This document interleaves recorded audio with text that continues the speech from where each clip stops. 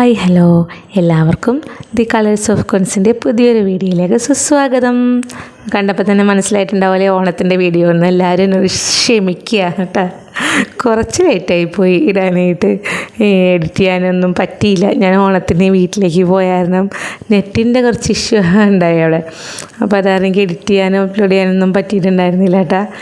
അപ്പോൾ ഓണം കഴിഞ്ഞിട്ടൊന്നും ഇല്ലല്ലോ. ഇപ്പോൾ നമുക്കെല്ലാം എപ്പോഴും ഓണമല്ലേ, മലയാളികൾക്ക് എപ്പോഴും ഓണമല്ലേ. പിന്നെ ഇപ്പോൾ എന്തായാലും കാണാമല്ലോ, കുഴപ്പമൊന്നുമില്ല അല്ല.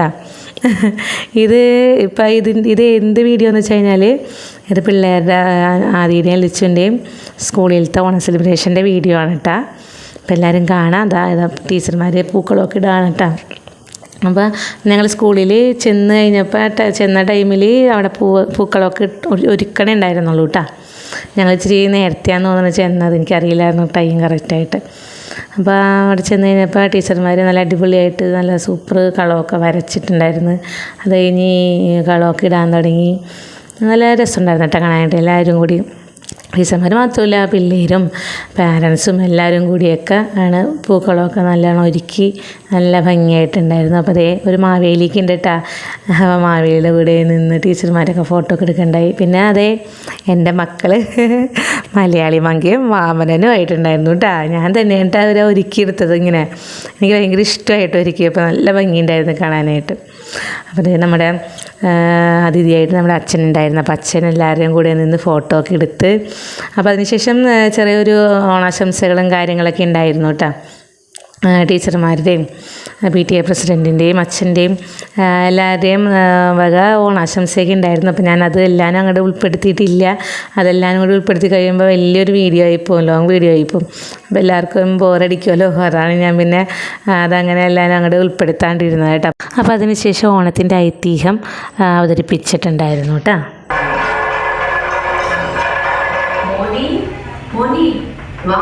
പൂക്കൾ പറിക്കാൻ പോവാം, ഓണമല്ലേ നാളെ.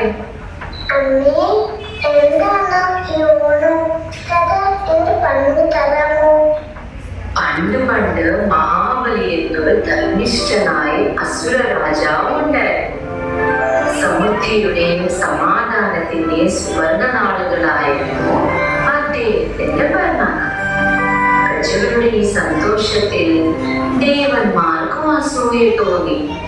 മഹാബലിയെ നാടുകടത്താൻ അവർ മഹാവിഷ്ണുവിന്റെ സഹായം തേടി.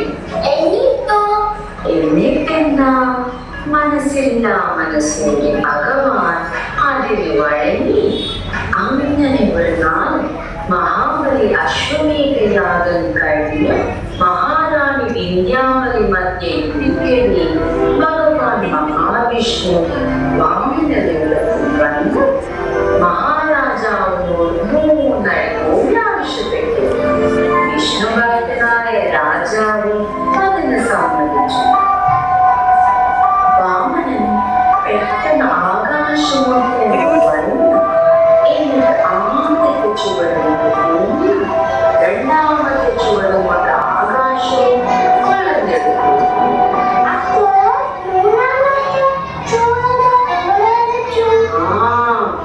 മൂന്നാമത്തെ ചുവടി എവിടെ വയ്ക്കും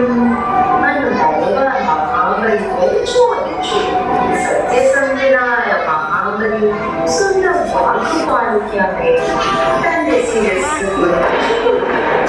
മഹാബലിയെ പാതാളത്തിലേക്ക് മഹാവിഷ്ണു ചവിട്ടി താഴ്ത്തി വിട പറയുന്നത്.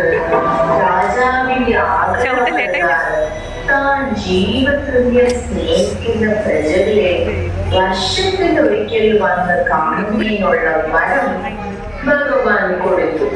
കഥ മനസ്സിലായോ മോനെ?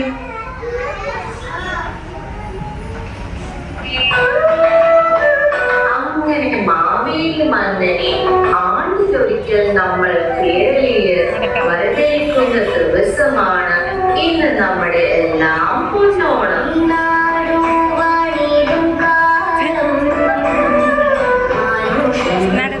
തിരുവോണാശംസകൾ. അപ്പോൾ ആ ഓണത്തിൻ്റെ ഐതിഹ്യം കാണിച്ചതിൽ വാമനനായിട്ട് ആദ്യം ഉണ്ടായിരുന്നു കേട്ടോ. എനിക്കറിയില്ലായിരുന്നു കേട്ടോ അങ്ങനെ സംഭവങ്ങളൊക്കെ ടീച്ചർമാർ പറഞ്ഞു കൊടുത്തിട്ടുണ്ട് എന്നൊക്കെ എനിക്കറിയില്ലായിരുന്നു.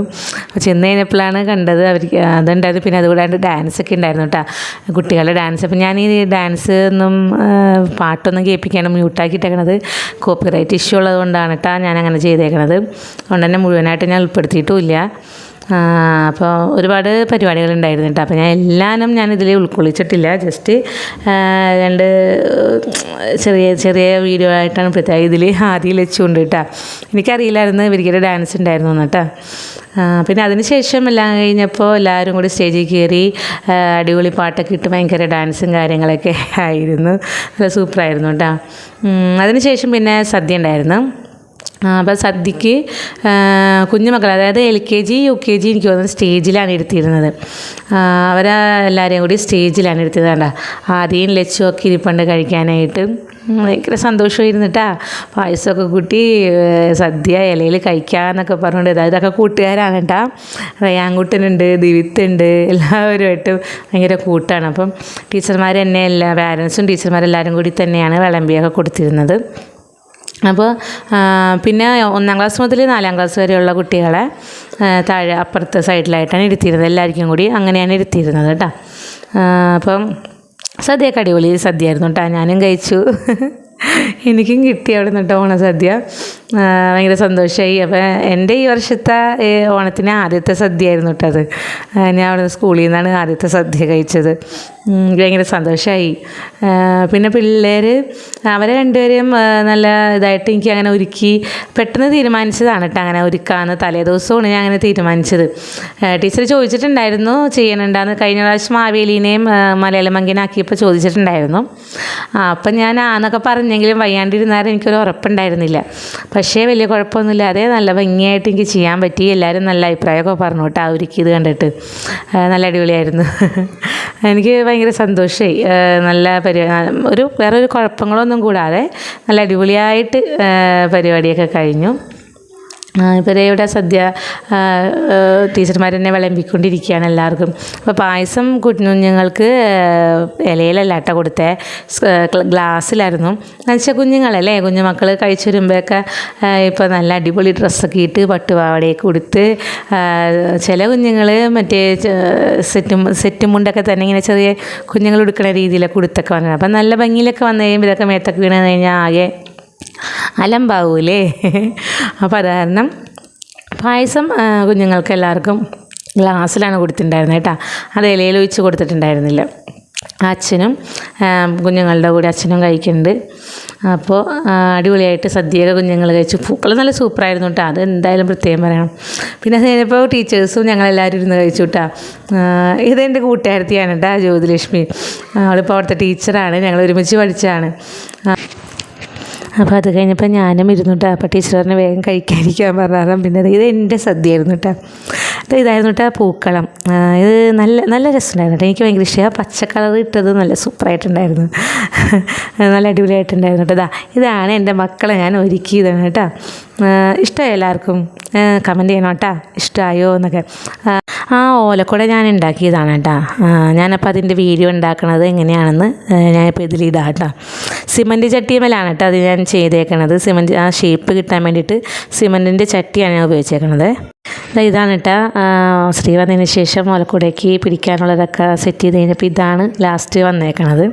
പിന്നെ മലയാളി മങ്കയ്ക്ക് വേണ്ടിയിട്ട് ഓല വെച്ചിട്ട് പൂക്കോട്ടയും ഉണ്ടാക്കിയിട്ടുണ്ടായിരുന്നു കേട്ടോ. ഇത് സിമ്പിളാണ്, സംഭവം സിമ്പിളാണ് ഇത് ഉണ്ടാക്കാനായിട്ട് നമുക്ക്. അപ്പോൾ ഇത്രയൊക്കെ ഉള്ളൂ ഓണത്തിൻ്റെ വിശേഷം. ഇനി അംഗൻവാടിയിലത്തെ ഓണം സെലിബ്രേഷന് ഞാൻ ഇടുന്നുണ്ട് കേട്ടോ. അടുത്ത ദിവസം ഞാൻ അത് ഇട്ടേക്കാം. അപ്പോൾ എല്ലാവർക്കും വീഡിയോ ഇഷ്ടപ്പെട്ടിട്ടുണ്ടെങ്കിൽ എല്ലാവരും ലൈക്ക് ചെയ്യുക, ഷെയർ ചെയ്യുക, കമൻറ്റ് ചെയ്യുക. പിന്നെ ചാനലൊന്ന് സബും കൂടെ ചെയ്യാം. അപ്പോൾ എല്ലാവർക്കും താങ്ക് യു.